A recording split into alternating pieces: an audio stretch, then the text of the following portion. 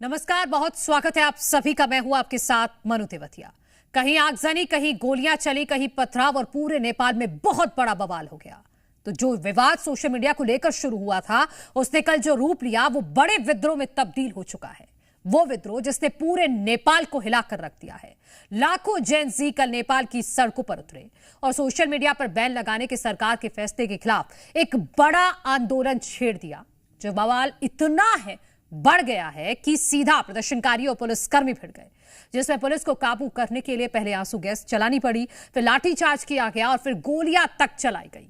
इस बवाल का हश्र यह हुआ कि इसमें 19 लोगों की मौत हो गई है, 400 से ज्यादा घायल हो गए हैं। कल जेनजी ने संसद में घुसने की कोशिश की, जमकर हिंसा हुई और उसके बाद काठमांडू में हालात संभालने के लिए सेना को मोर्चे पर लगाना पड़ा।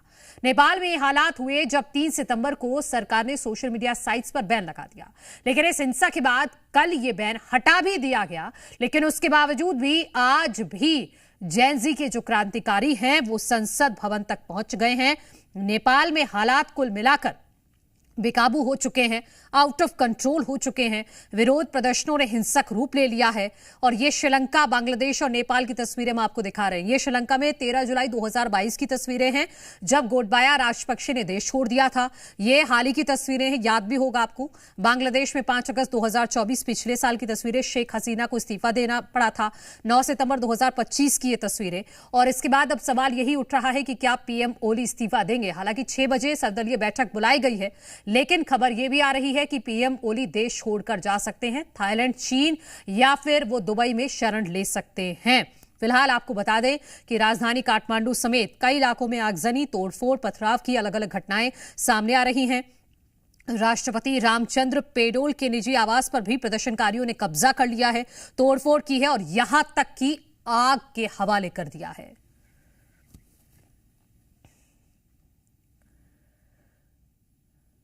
पीएम ओली को सुरक्षित जगह ले जाया गया। नेपाली मीडिया के हवाले से बड़ी खबर आ रही है। नेपाल से इस वक्त की बहुत बड़ी खबर आपको बता रहे हैं।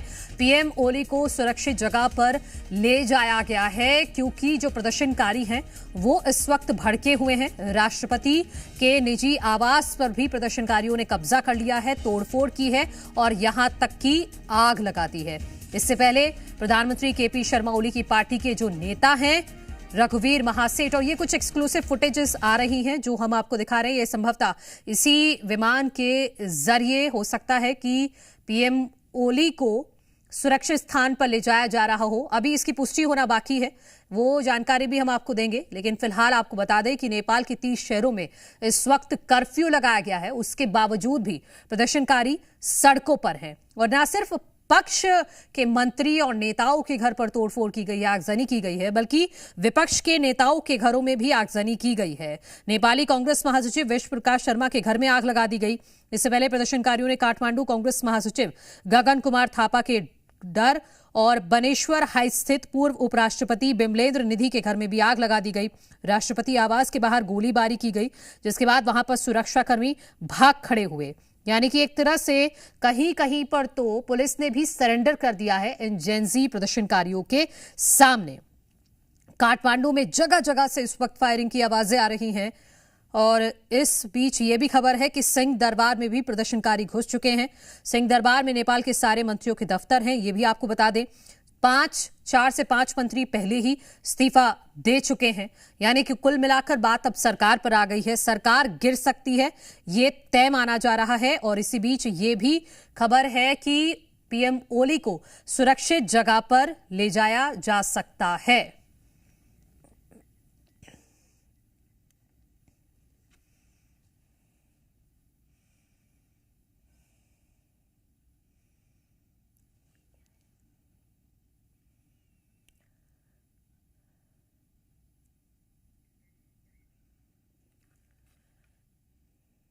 तो भले ही नेपाल की ओली सरकार प्रदर्शनकारियों के सामने झुक गई हो और सोशल मीडिया पर लगे बैन को हटाने का फैसला कर दिया हो, लेकिन नेपाल अभी भी सुलग रहा है।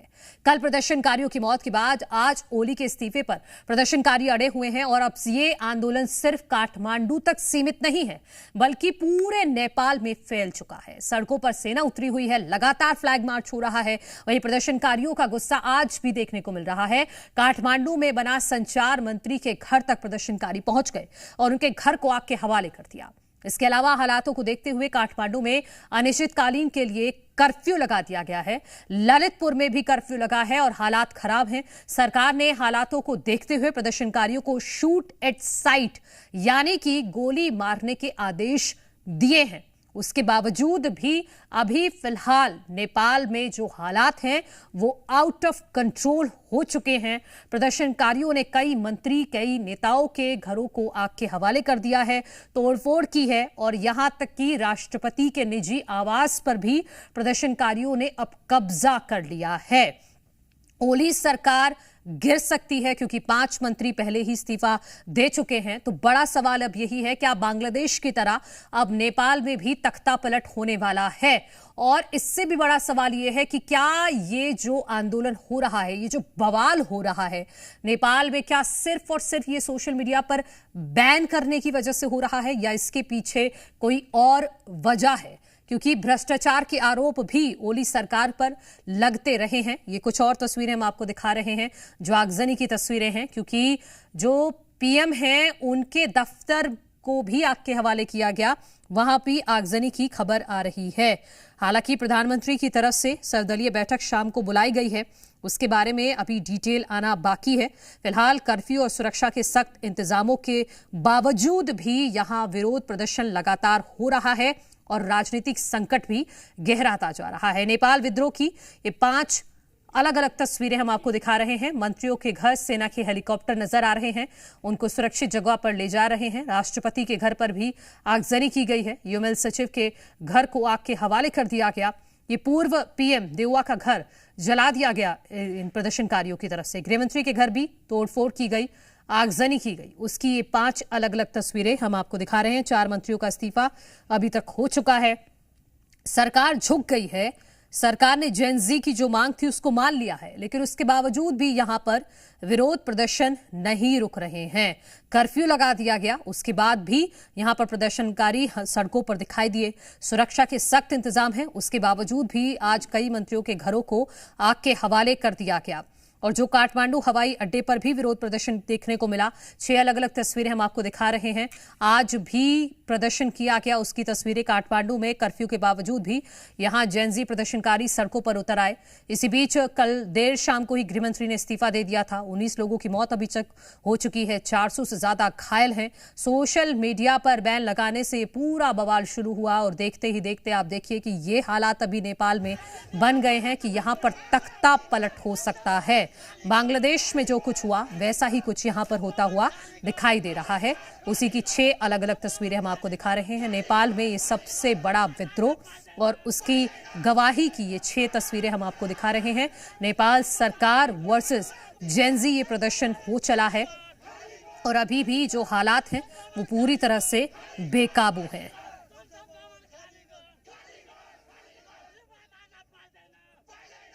नेपाल की सेना की तरफ से भी पीएम ओली को पद छोड़ने की सलाह दी गई है, लेकिन इस पर फैसला शाम तक हो सकता है क्योंकि सर्वदलीय बैठक बुलाई गई है। तो सड़क पर हैं जेनजी, संसद के अंदर घुस चुके हैं, आगजनी हुई है, गोली चली है, लाठीचार्ज हुआ है, 19 लोगों की मौत हो चुकी है। आप देखिए 400 लोग घायल हैं। सोशल मीडिया पर बैन से पूरा मामला शुरू होता है, उसके बाद गृहमंत्री इस्तीफा दे देते हैं।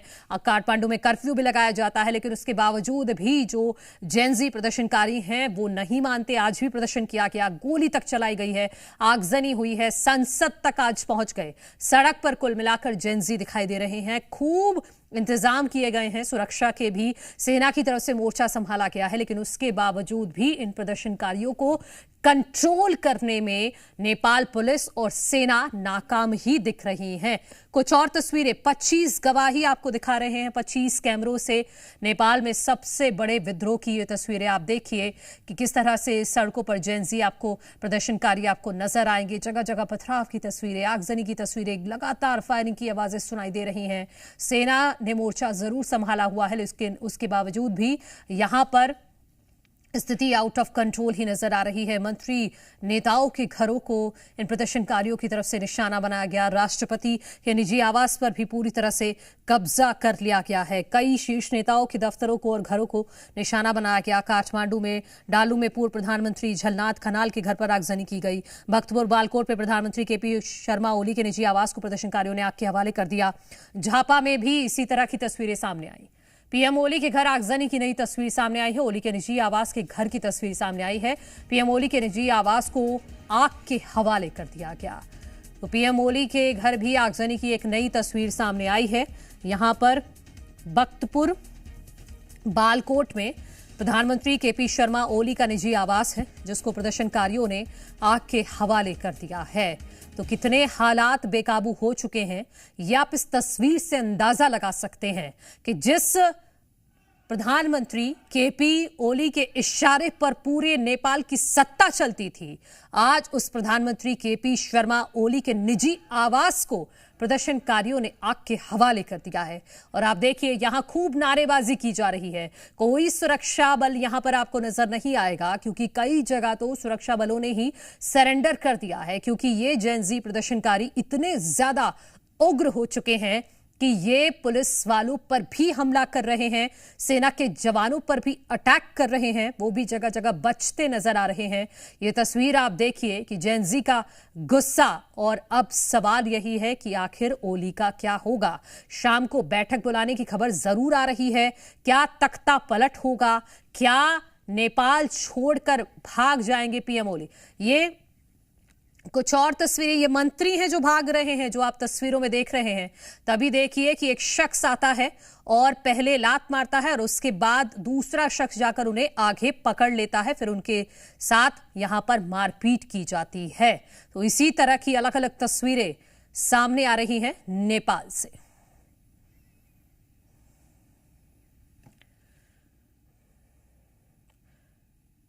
राष्ट्रपति के घर में घुसे प्रदर्शनकारी, निजी आवास में घुसे प्रदर्शनकारी, राष्ट्रपति आवास में तोड़फोड़ की गई। राष्ट्रपति आवास में भी खूब उपद्रव किया गया है इन उपद्रवियों की तरफ से।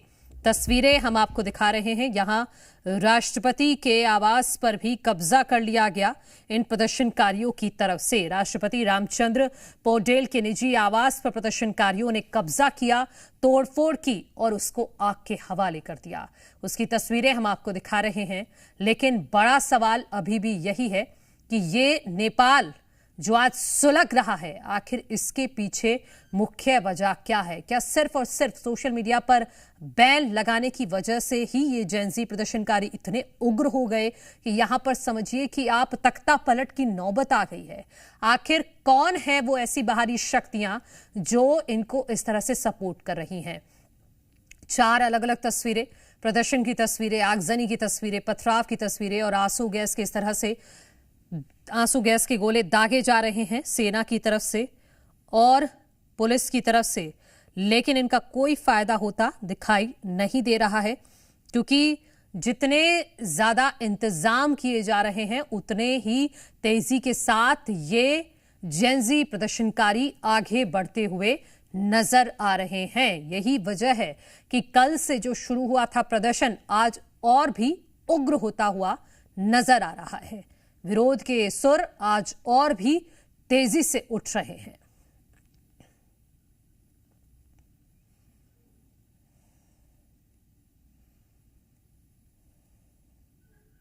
समझिए 24 घंटे पहले तक ओली सरकार का यहां राज था, लेकिन अब जेनजी प्रदर्शनकारियों का राज यहां पर नजर आ रहा है। उनके सामने सब नतमस्तक नजर आ रहे हैं।